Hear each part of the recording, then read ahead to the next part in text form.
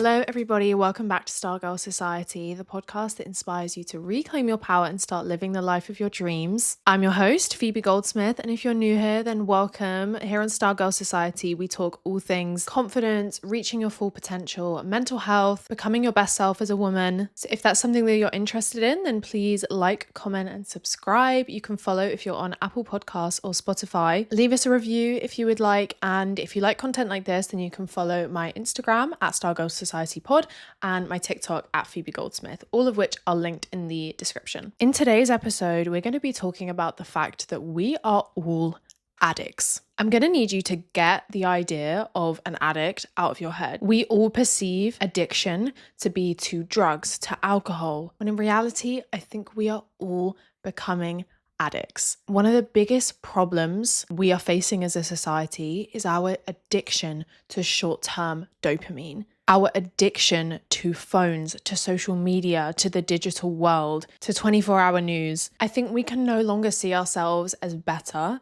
than people who are addicted to substances when the first thing you do in the morning and the very last thing you do at night is go on your phone. It's going on social media. It's chasing short-term dopamine. In today's episode, I'm going to be telling you how to do a dopamine detox and ultimately how that is going to lead to you living a much more peaceful, happy, free, and fulfilled lifestyle. So here's the thing. As humans, we are hardwired to do things that feel good. It's an adaptive mechanism that we have. So when something feels good, we get a rush of dopamine. Our brain thinks, okay, that felt good. We need to keep doing that. And we can sort of look at the dopamine hit that we get as falling into two spaces, two categories, short-term dopamine and long-term dopamine. So short term is that hit, that rush, the dopamine releases that feel most intense, which kind of comes in the form of feeling elated, feeling happy, feeling wanted, feeling good enough,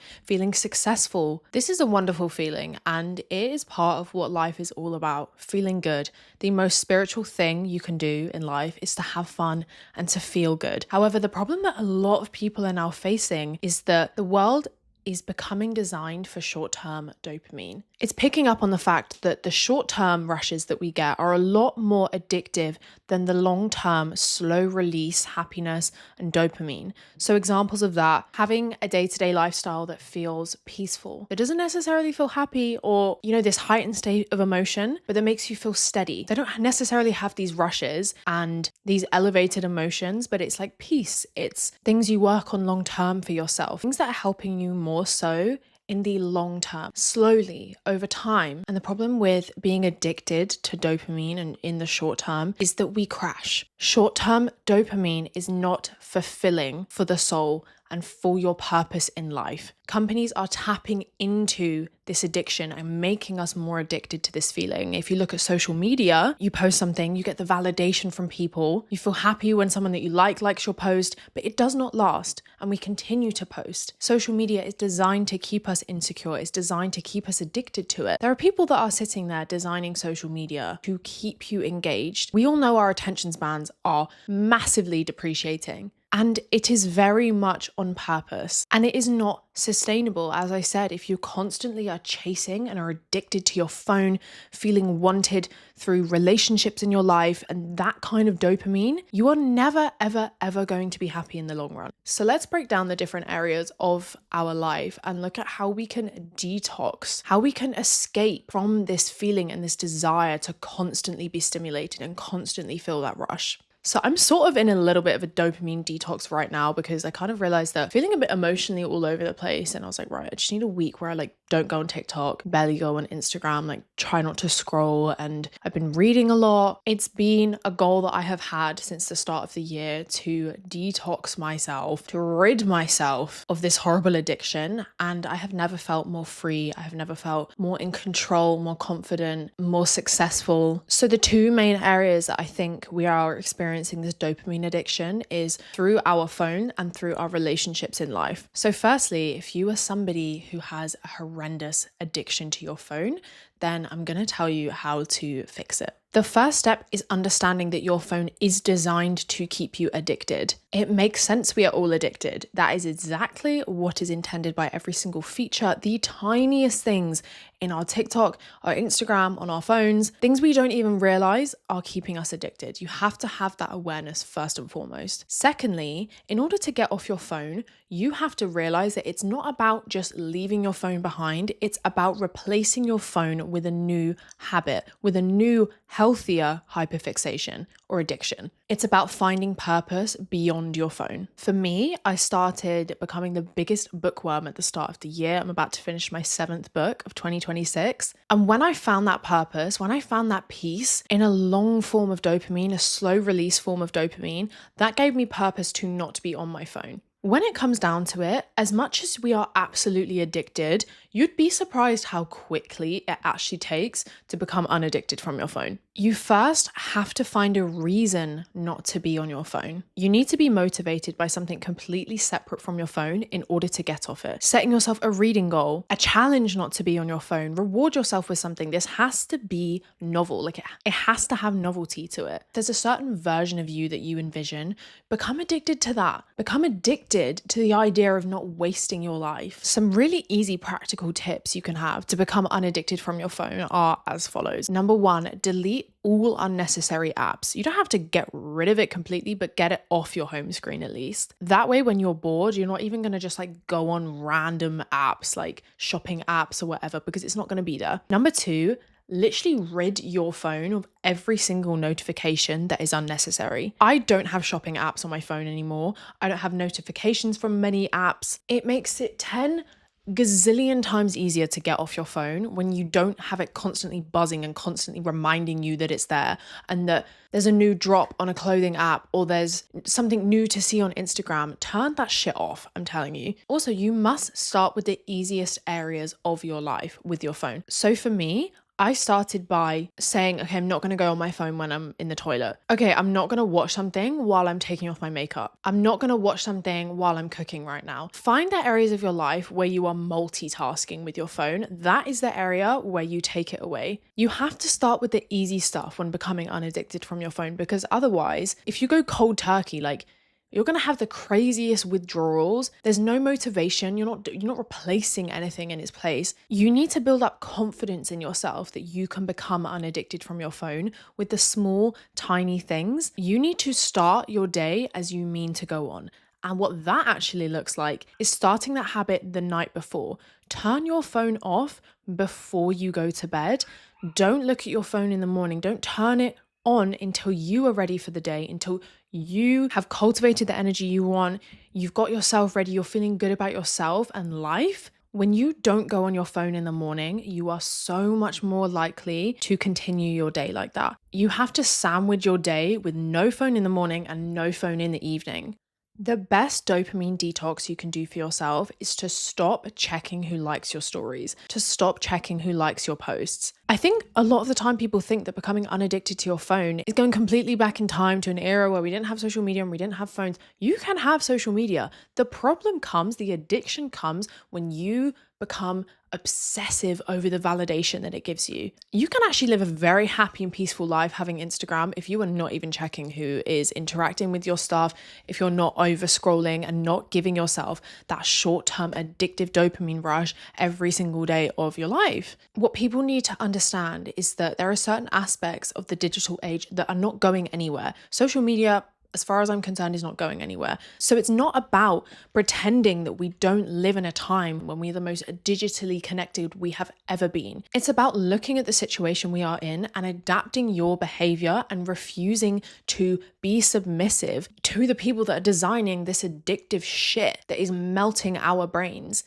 The second area of life that I wanted to talk about when it comes to implementing a dopamine detox in your life is in your relationships. So a lot of us, me included, are addicted to short-term validation, to short-term satisfaction when it comes to men. We all want to be chosen in the present moment. That is where short-term dopamine exists, and that is what we crave. That is what we lose ourselves over.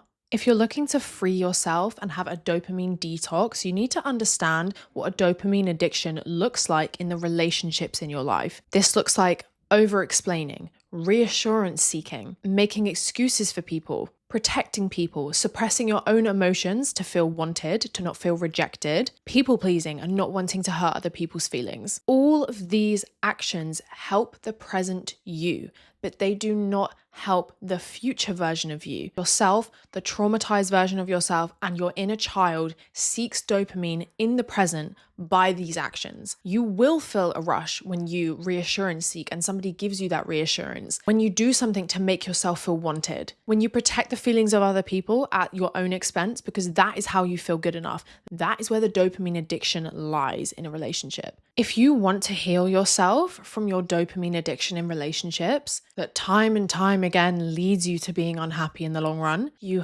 have to master the let them theory. You have to let people be exactly who they are. You have to stop intercepting and protecting who people truly are, because every time you do, your mind thinks you are protecting yourself. You get that short-term dopamine rush. That is what is keeping you addicted. But when you stop interfering with what is and who people are in order to feel good in the moment, you are putting your future needs in front of your present needs. We cannot always trust that our present desires have our long-term success and well-being at their heart. Where is satisfying your present desires when it comes to relationships getting you? I'd love to know, because it sure as hell got me nowhere. In order to protect yourself in relationships, you have to become unaddicted to present satisfaction and addicted to your future self, thinking about her needs, her wants, her success, and most importantly, her peace. I think particularly when it comes to romantic relationships,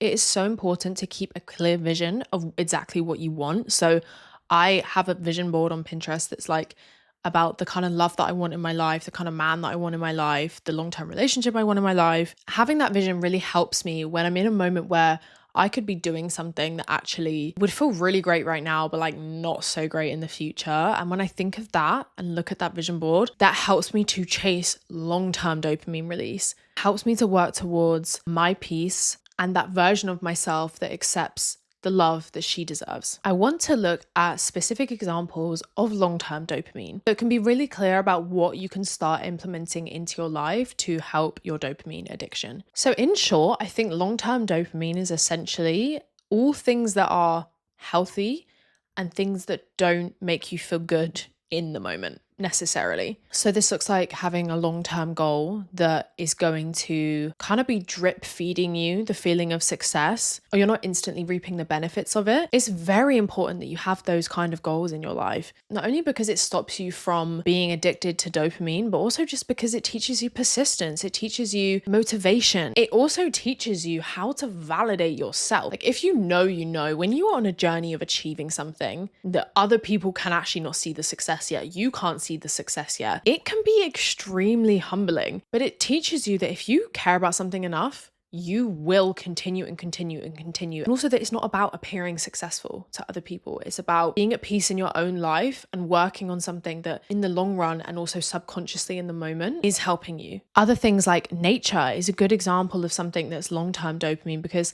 most of the time when I'm out in nature, like, yeah, I like it, but you're just staring around like, this is like nice and all, but like, okay. It's only when you get back from doing that you realize how good you feel. Or it's only when you start to make the conscious effort to be outside more, say 15 minutes of the day every day, that at the end of the month, you're like, wait, I actually did feel happier this month. I actually did feel more at peace this month. You have to give yourself the opportunity to like see these things through in order to look back and be like, oh yeah, long-term dopamine release does exist. Because I'm going to be honest, it's not going to be something that you're going to see immediately. So make sure you do give yourself the opportunity to see that this can be a slow process, a long process, but very much so a rewarding one. Again, things like reading, working out, things when you're not going to see immediate results. Reading, obviously, you have to read a fair amount of the book over the span of a few days or weeks or whatever to actually get to the point where you become obsessed with the story or you feel that enjoyment of the ending or a plot twist. Same with working out. You have to be consistent. You have to be showing up for yourself. You have to push through when you don't want to go in order to receive the satisfaction over a long period of time. It could be, depending on your goals, like weeks, months, years even. And those are just some examples. If you have any more examples of your long-term dopamine, please comment them and share them with everyone. I want to talk about how to implement a dopamine detox in your life most effectively.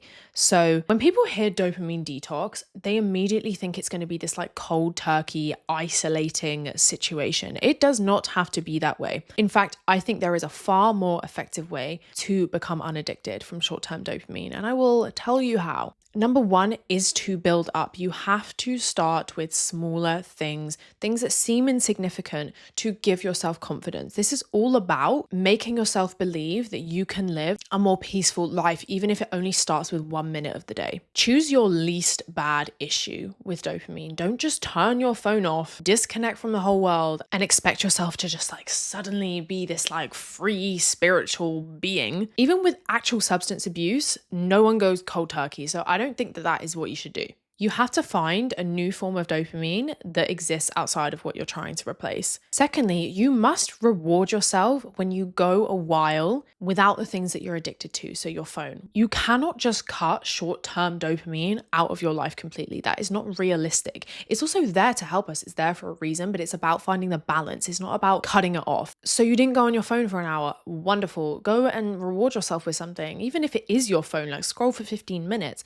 The important thing is that the reward should not be longer than the task itself, because then you're still training your brain that the balance is going to be a 1-to-4 ratio in favor of the thing that you're addicted to. Even if it's a 51-49 ratio, you just have to make sure that your time away from what you're addicted to, the most dominant thing you're doing with your time. And the funny thing is, when you go down this journey of a dopamine detox, instead of you rewarding yourself, your reward will start to become the feeling that you get when you are away from these things. You will actually have to reward yourself less and less because you are genuinely seeing with your own eyes and your own mind how much better your life is when you escape these things.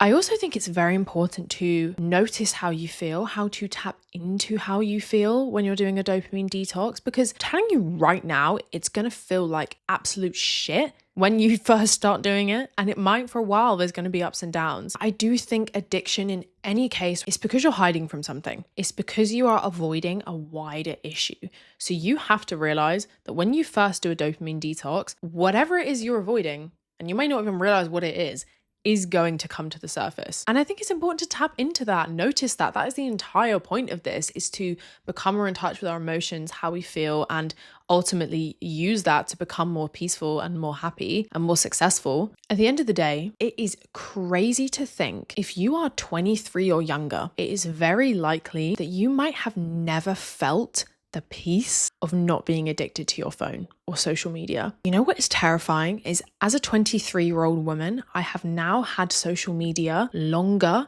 than I did not have it in my life. The thought of that makes me want to vomit, and that is terrifying. But at the end of the day, that is not going to change. It is not going anywhere. So if I were you, I would very much start now looking at how we can become unaddicted from our phones and the short-term dopamine that we seek in other areas of our life, from men, from relationships, because no one else is going to do that for you. It is only going to get more intense. And instead of that scaring you, let it inspire you to reclaim your power and to not be submissive to this short-term dopamine. If you liked today's episode, be sure to like, comment, and subscribe. Follow if you're over on Spotify or Apple Podcasts right now. You can leave us a review if you would like. For more content like this, follow the Instagram at Stargirl Society Pod and my TikTok at Phoebe Goldsmith, which are linked below. I love you guys so much, and I'll see you next week in the next episode.